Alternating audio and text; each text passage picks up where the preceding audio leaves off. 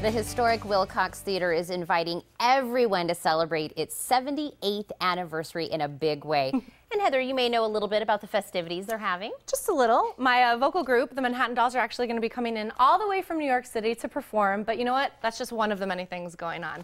And here with us today are my friends, Gary and Gail, to tell us more about the celebration. Well, welcome. Thank you. The last time I saw you was at the theater in Willcox. Yes, for the 77th anniversary. Just a year ago. So excited that you're here on my first official day as a co-host. Yeah, we were all happy. We were sitting there all nervous, and then you walked by and it was like, oh, hey, friends. It's a good omen, You know Tina. her? Yeah, it is. I said like a friendly face. Exactly, and it's so great to see you again. Tell us a little bit about the theater, some of the events that you have throughout the year. Well, actually, just some of the events throughout the years, we show regular first-run movies, we show second-run movies, and we show old historical movies. We also do not just concerts, but we do workshops for the local youth in the area, and we also do, we work with all the groups in the area, and we do like fundraising and stuff with them. So I'm sure throughout 78 years there's been some major milestones in the theater's history. What are some of those that some people may even remember? Well, there was the event back in the 30s when Leonard Sly performed with Cactus Mac and the O Cowboys. You may know Leonard better as Roy Rogers. Yeah. Yes, and then Rex Allen, of course, performed there, and Rex Allen Jr. in the 50s performed his very first concert with his dad in the theater. So, wow. But like many theaters, it kind of fell on hard times in the 70s and 80s and was closed for a while. It was remodeled in the interior to change it from a one auditorium to two, and then it went for a number of years after that, and then closed in 2012. And the Willcox community said, we have to have our theater, and formed a nonprofit, and we're going again. And you know, having been at this theater, it is so neat. I mean, we're looking at pictures now. It really does cater well to films and to live shows like we're going to have coming up.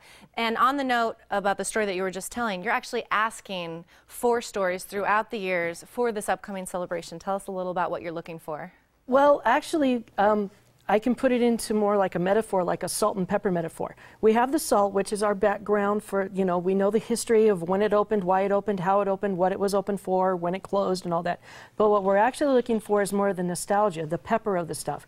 We want people stories. Was it your first date in the theater? Was it your first kiss in the back?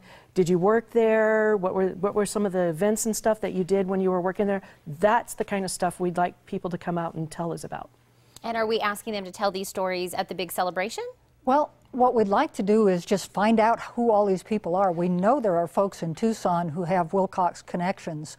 We encountered a gentleman at the Willcox Wine Festival in October who told us when he was 9 years old in 1939, he worked as an usher in the theater and then was promoted to a popcorn boy.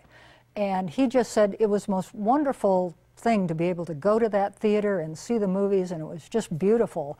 And those are the kinds of stories we want to get, while at the same time we're trying to create those same memories for the 9-year-olds of today. Excellent. Oh, I love know, that. It's so neat. And it's such a neat theater, and all of the people that work there are so wonderful.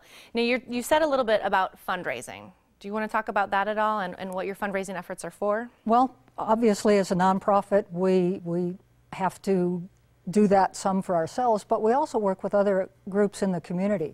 For the Historical Society, for example, they, in their research, learned that 1914 was the very first movie that was shown in Willcox. So last year, we rounded up some silent movies from 1914 and showed them, and that was a fundraiser for the Historical Society. Wow. And so for this big celebration for the 70th, we know the Manhattan Dolls will be there, but what else will be going on? Well, we'll be having a 1950s movie, and we have 1950s newsreels to go with it. We tend to think of 1950s as a real calm decade. It started with the Korean War and ended in 1959 with Hawaii becoming a state. It was a ton of things going on, so our newsreels will kind of go through that. So neat. We can't forget the winery next door. Absolutely, absolutely. There'll be a reception. I'm sorry. go ahead. I was going to say, there's going to be the reception before we do the Manhattan Dolls. And so then they've been really kind enough to come and mingle, and we have the reception at the wine. Yes, Keeling Schaefer Wine Tasting Room. Just 2 doors down from the theater.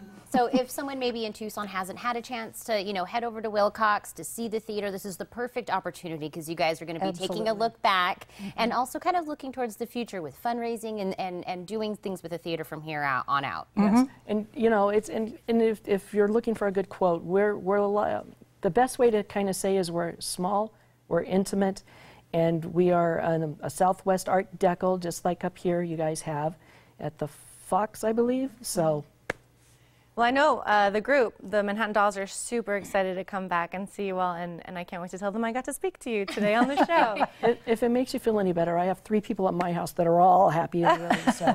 Oh, well, good. Well, thank you guys for coming here and talking about this beautiful theater. I can see the passion in both of you about it, so thank you so much. Thank you. In the 1950s, Rockin' the Manhattan Dolls will take place at the Willcox Historic Theater on February 7th at 7 p.m. For more information, you can call 766-3335 or log on to willcoxtheater.com.